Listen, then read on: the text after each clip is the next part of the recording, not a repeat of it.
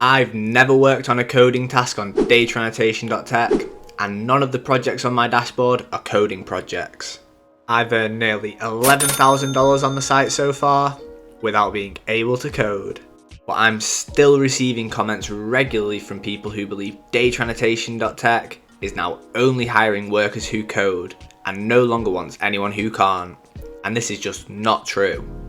I've already mentioned in a previous video how to get a non-coding starter assessment, but as it wasn't the main topic of the video, I thought I'd better do a full video on it going into more detail so people can easily find it.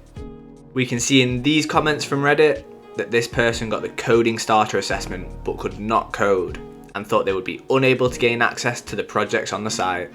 But they were applying through a link in an ad, and when they applied directly on the DataAnnotation.Tech site, they got the non-coding starter assessment, which they were able to complete.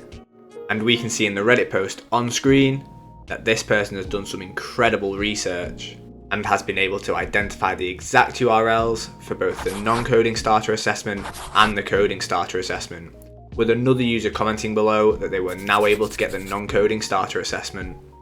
I did try both of these links myself, just to ensure they were safe, and they do both take you to the sign up pages on the DataAnnotation.Tech website, so you have nothing to worry about if you do use these links. I'll leave the links below in the description in case anybody doesn't want to have to copy them down themselves.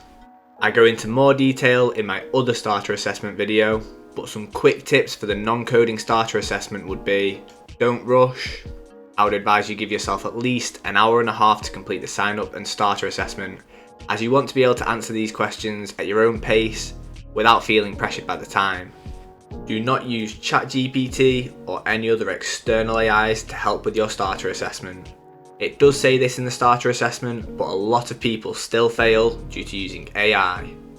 Some of the questions may be about famous people you like or dislike, and during these questions, unless you are specifically asked about your opinion of the person, you need to be unbiased. I've had people comment that the starter assessment is too woke, and this is because the assessment may ask questions about celebrities that you have a strong opinion on, but just remember to remain unbiased. You are allowed to use Google to research, so if it asks something that you don't know about, you can use Google to make you better informed. And for much more detailed tips on the starter assessment, check out my video here, where I go into the types of questions you can expect and how to answer them successfully.